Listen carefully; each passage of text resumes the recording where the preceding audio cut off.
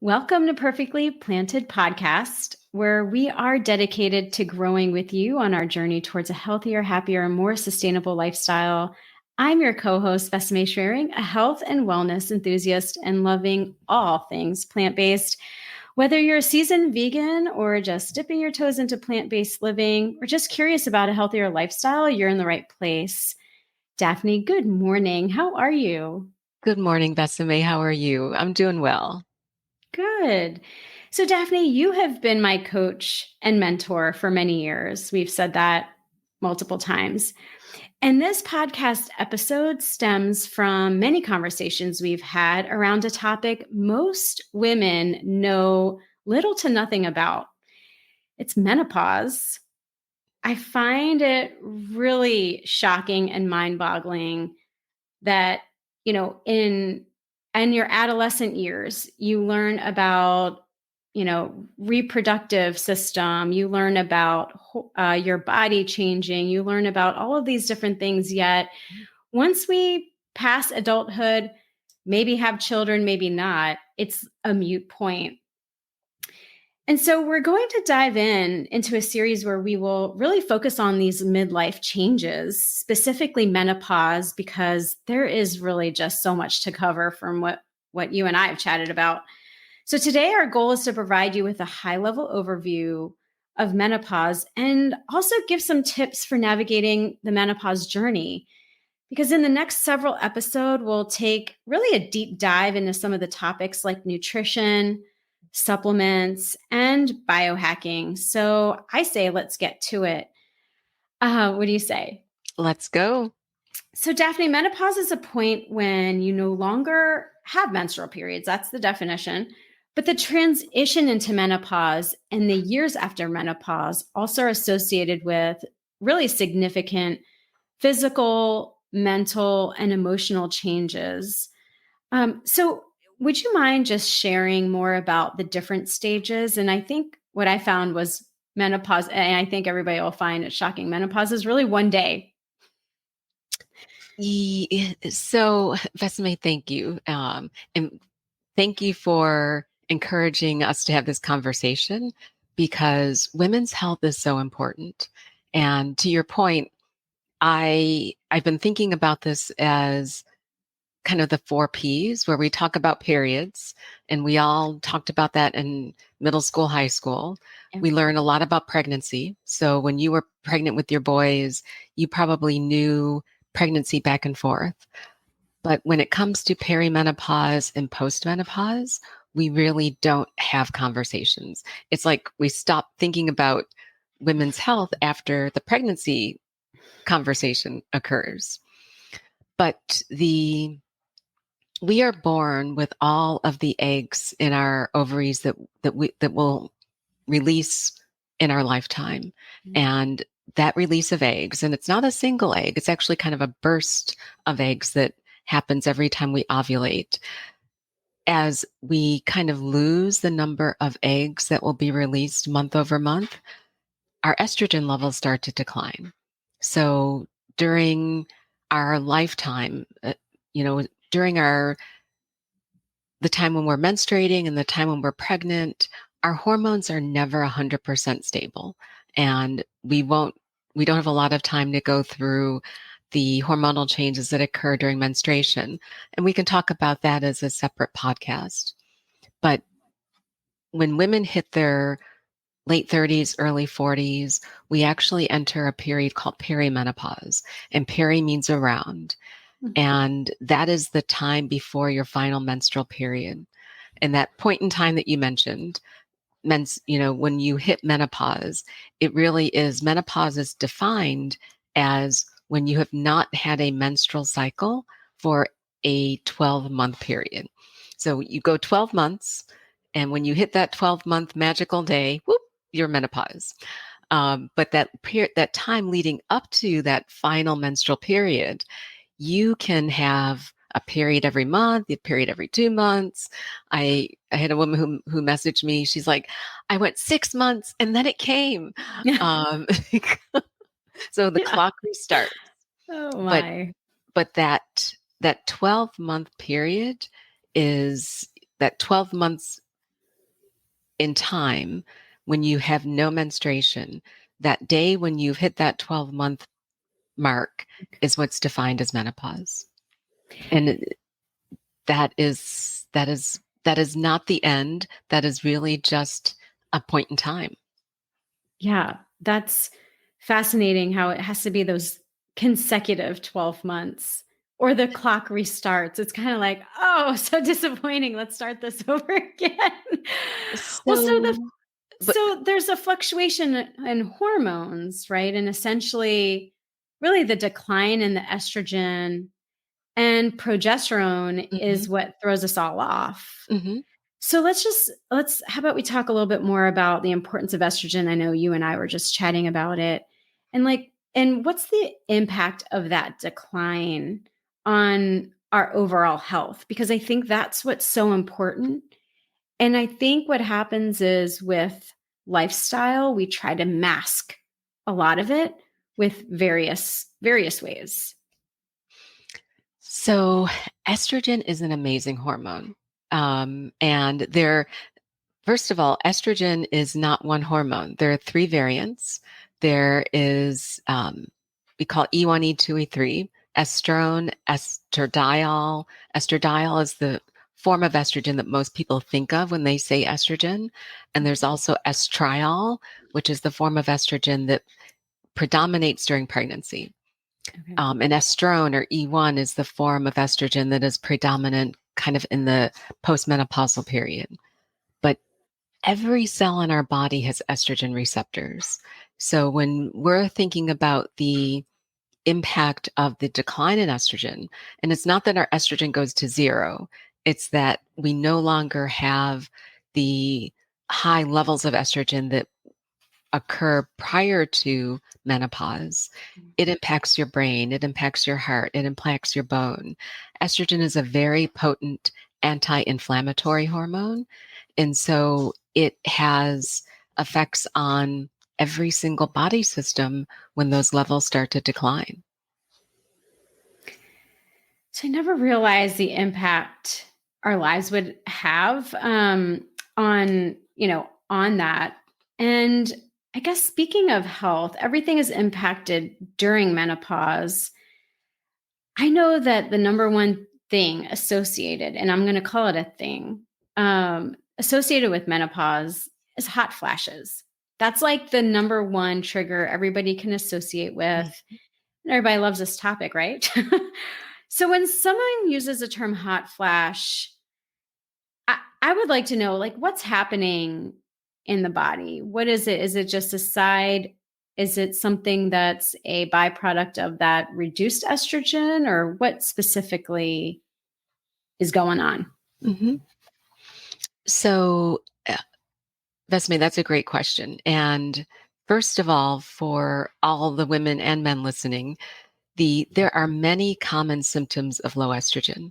I would probably say, if you look in the literature, there's probably over 40 different symptoms that women may manifest as their estrogen levels start to decline. So, hot flashes and night sweats are the manifestations of low estrogen that most people are familiar with.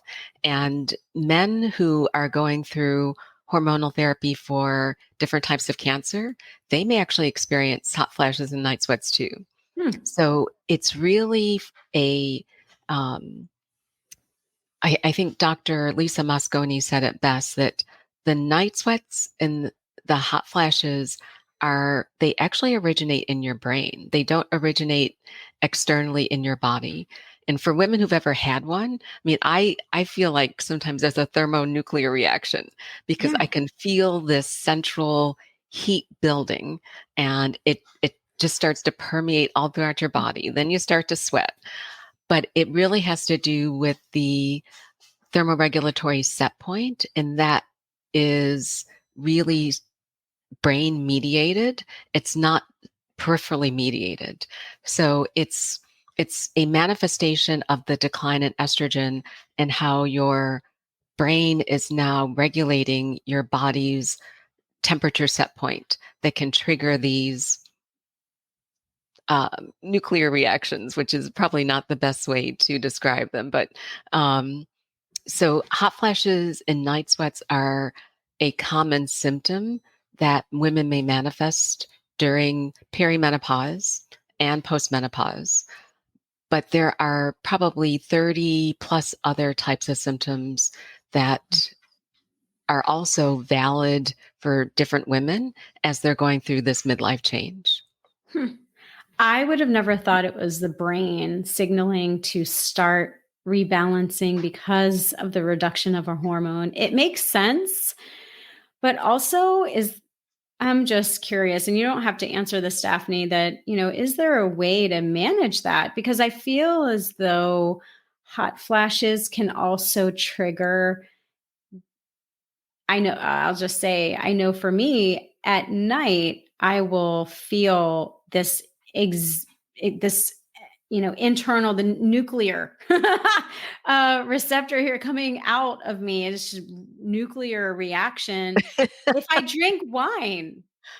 Oh. So that's a great point. And some women actually share that their symptoms are exacerbated when they drink alcohol.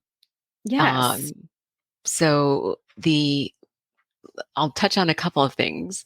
Um, Not solicited. There, alcohol in moderation. Um, I'm glad we can edit this. There is no safe lower limit for alcohol consumption.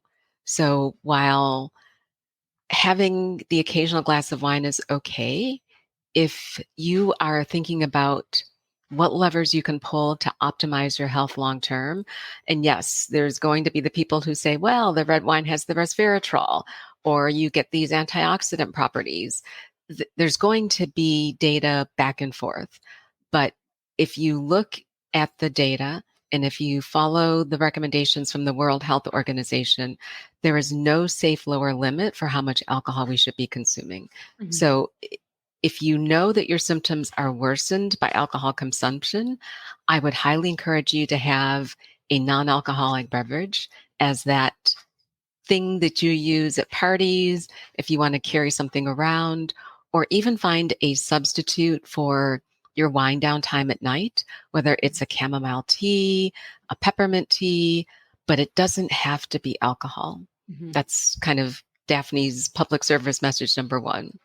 No, I agree. I think that that's important to note because oftentimes I feel as though we don't we don't I'm generalizing me and my in our female age group that we're not associating what we've consumed as a means of, okay, later I'm going to feel, I mean, maybe we Mhm. do, we're going to feel this in many ways, but I'm not talking about alcohol because yes, there's other, you're going to feel it.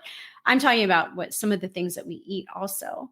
Yes. So I have noticed shifting myself to being more plant-based. If I do have any animal protein, I have the same impact as I would as a glass of wine. Interesting. So I let's talk a little bit more about managing these changes in our body.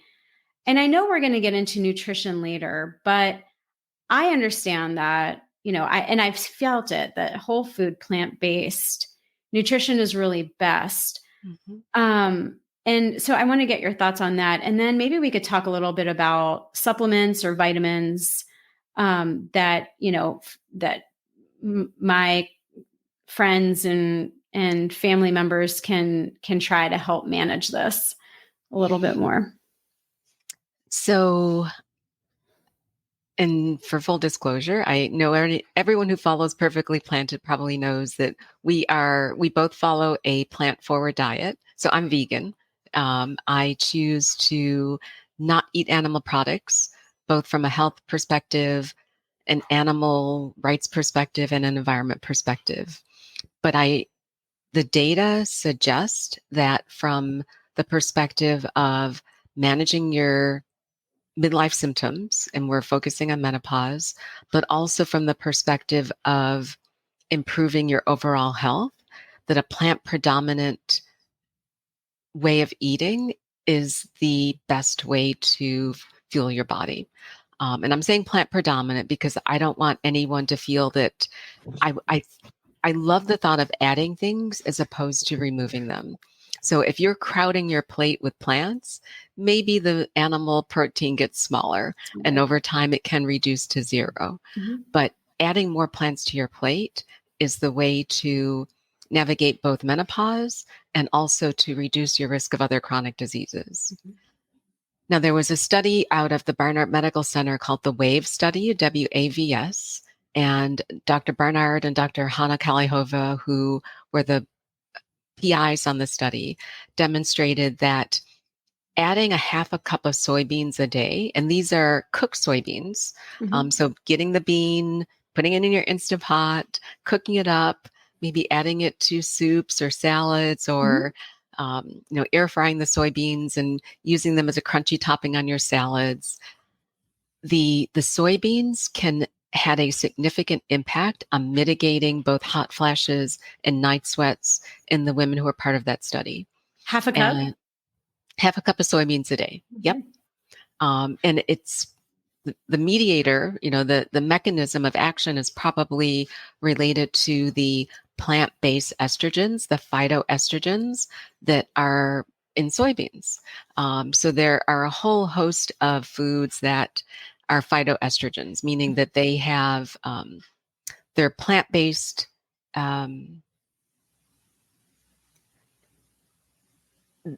they are plant derived, but that they can bind to estrogen receptors and act as either agonist to those receptors, so they act like estrogen, or antagonist, meaning they block the binding of estrogen to those cells. But soybeans are a food-based way of helping alleviate some of your symptoms. I'm going to go buy some today at the grocery store. I have a link that we can share to some organic soybeans that you can buy off Amazon. Not all grocery stores sell them. Mm-hmm. So if you can't find them in your local grocery store, Mr. Bezos can definitely deliver them to your door. Okay. Yes. Let's do that. And not edamame. So, okay, good point. The study, and we can put a link to the WAVE study in the show notes too. The study was done with the whole soybean. I would encourage, if you can't get access to soybean, I've had women, so I'm through the vegan gym, I've been delivering a menopause mastery course. And so I get to hear a lot of feedback from women who are implementing a lot of these lifestyle recommendations. So women who have added edamame, soy milk, the phytoestrogens, the soybeans were what was tested in the study, but I would encourage you to introduce any of those isoflavones, which is the type of plant-based estrogen that the soybeans have, as part of a healthy, well-balanced, plant predominant diet. Yeah. I love that. So what about supplements? Or I know that we keep talking about whole food, plant-based, but I would imagine there are so many supplements out on the market. I would love your thoughts on that.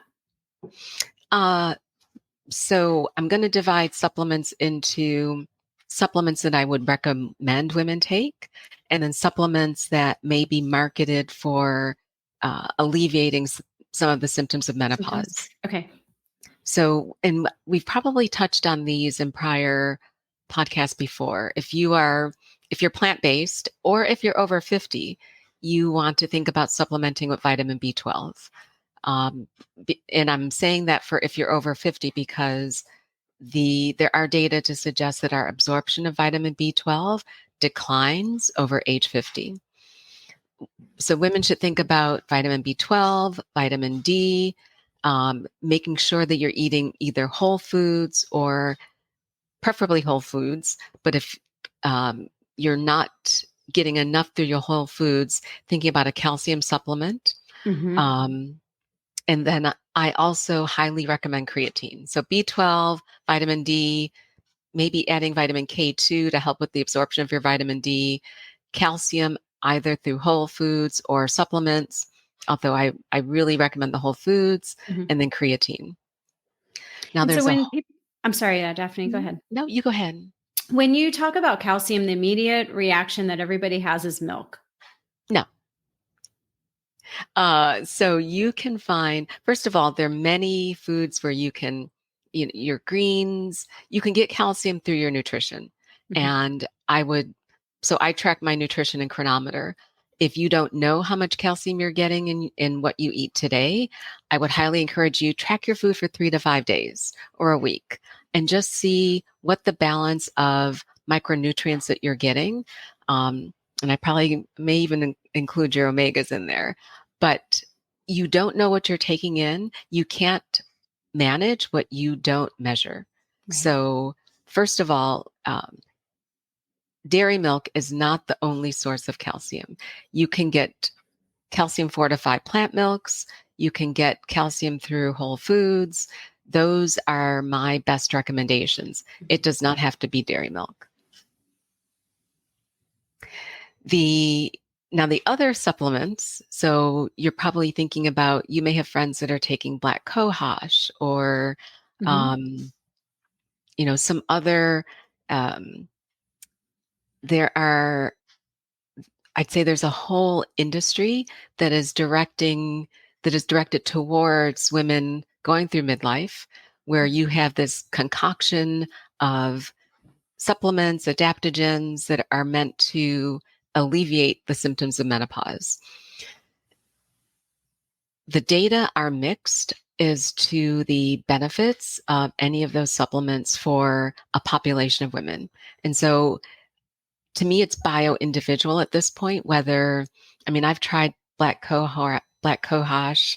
I've tried, I've tried many of the over the counter supplements to help with my personal menopause symptoms, but I really found that my nutrition was probably the best thing I could do and not pay for something that wasn't working. Mhm.